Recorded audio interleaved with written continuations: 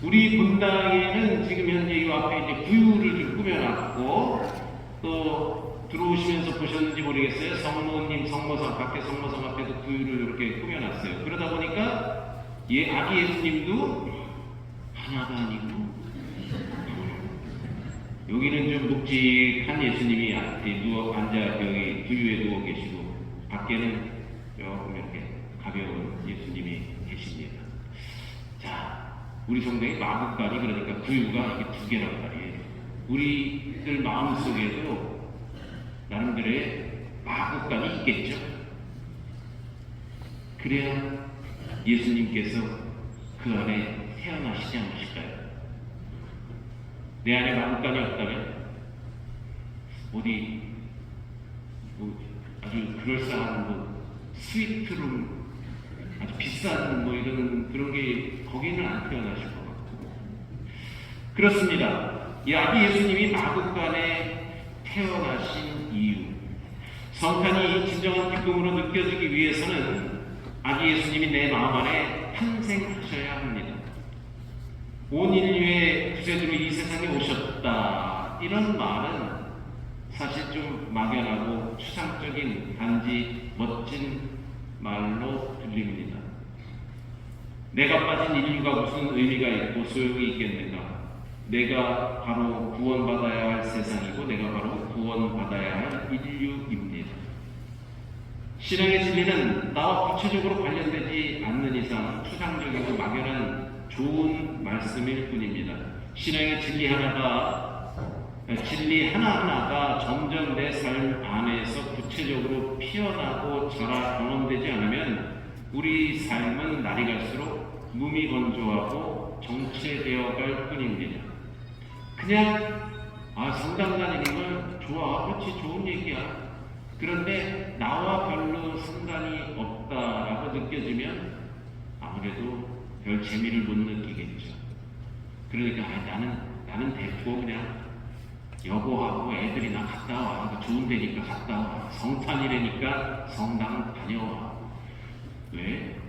내 마음에는 성탄이 그렇게 좋은 거는 알겠는데 나한테는 그렇게 확 오질 않으니까 여보야 그냥 자기나 갔다 와. 이렇게 얘기가 쉽죠.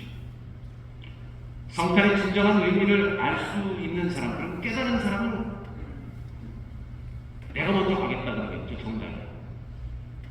그렇습니다. 진정한 의미를 알 수 있는 방법은 무엇일까? 그 실마리는 예수님이 탄생한 이 마구간.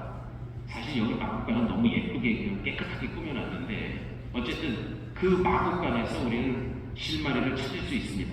그 마구간을 잘 들여다봤을 때 나도 진정한 성탄의 의미를, 예수님이 나에게 정말 탄생하셨고 내가 바로 그 구원의 대상이구나 하는 것을 깨닫게 될 수 있을 것 같습니다. 예수님이 왜 하필 구린내 풍기는 그리고 더러운 마구간에 탄생하셨을까? 성경에는 여관의 방이 다 차서 어쩔 수 없이 마구간을 이용한 것으로 나오지만 마구간에 탄생하셨다는 것은 아주 중요한 의미를 지니고 있습니다. 마구간은 가축들을 관사할 때 외에는 별로 들여다보고 싶지 않은 것입니다.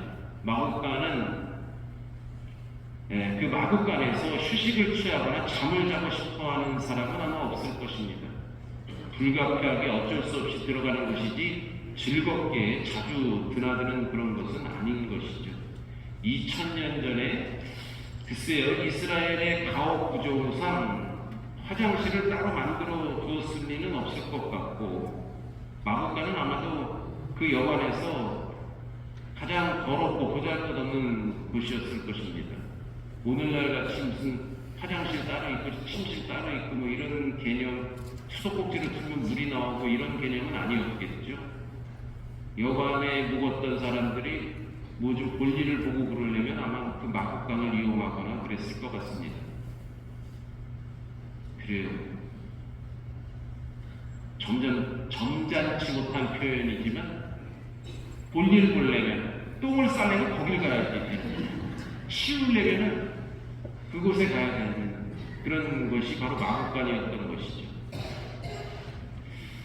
가장 아주 더러운 것, 손님들을 막기 위해 깨끗하게 치워진 영업방에는 사람들이 그릇 차여 있었지만 아기 예수님이 누우실 자리는 없었습니다. 아기 예수님은 가장 더럽고 보잘것없는 마구간, 냄새나는 곳에 태어나셨습니다.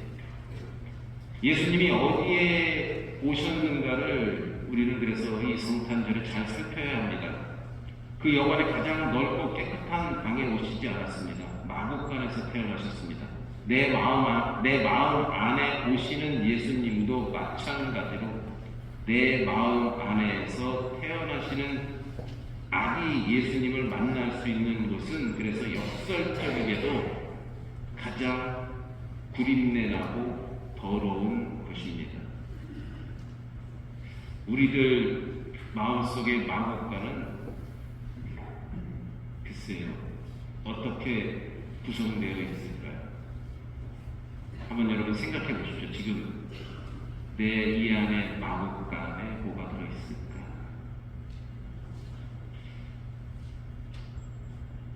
사람은 사실 본능적으로 자기 스스로를 의인으로 생각하고 그래도 괜찮은 사람으로 생각하는 경향이 있습니다. 아무리 자신감이 없고 또 스스로를 못난 사람이라고 생각하는 사람도 자기 안에는 그렇게 생각을 합니다.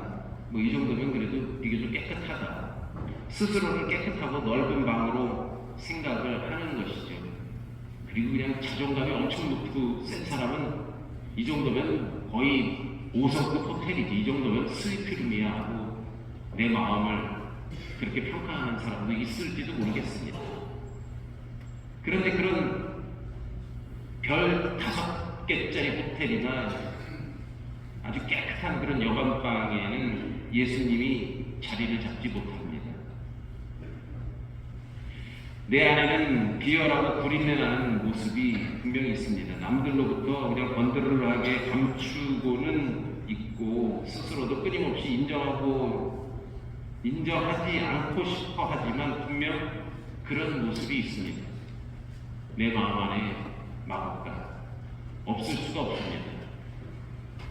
누구나가 뭐 화장실을 이용하고 배출을 해야 하고 그런 것처럼, 그런 현상, 육체적인 그런 현상이 있는 것처럼 우리 마음 안에는 그런 좀 감추고 싶은, 보여주기 싫은 그런 것이 다 있죠. 냄새나는 것이 다 있습니다. 그것이 바로 우리들의 마구간이죠. 그런데 그 마구간에는 뭐 저마다 다 마구간을 구성하고 있는 것들이 다 틀리겠죠. 왜냐하면 각 개별적인 역사와 시간들이 다 다르기 때문입니다. 그런데 뭐 예수님은 놀랍게도 거기에 탄생을 하십니다. 내 안에 있는 비열하고 구린내 나는 마구간을 열어보고 인정하고 받아들이는 사람은 거기에 계신 아기 예수님을, 이 조그만 아기 예수를 발견하게 되는 것이죠. 자기 자신의 진실과 마주한다는 것은 때로는 고통스럽고 또 두려운 것이기도 합니다. 그러나 그렇게 하는 사람은 처음에는 고통스럽고 힘들지만 삶의 새로운 차원에 눈을 뜨게 됩니다. 마구간에 누워 계시던 아기 예수님이 새로운 삶을 볼 수 있는 눈과 마음을 열어주시기 때문입니다. 우리가 성탄을 진정으로 기뻐해야 하는 이유가 바로 여기에 있는 것입니다. 아기 예수님이 다른 어느 것도 아닌 내 안에, 그것도 나의 가장 더럽고 비열한 모습 안에 계시기 때문입니다. 마음이 불만족스럽고 평화롭지 못한 것은 내 마음의 마구간을 꼭꼭 감춰놓고 있기 때문이지 누군가가 나에게 해를 끼쳤기 때문이 아닙니다. 주변 환경이 나를 불만족스럽게 만들기 때문이 아닙니다. 호랑이를 잡으려면 호랑이 굴에 들어가야 하듯이 아기 예수님을 내 마음 안에 모시려면 마구간으로 들어가야 합니다.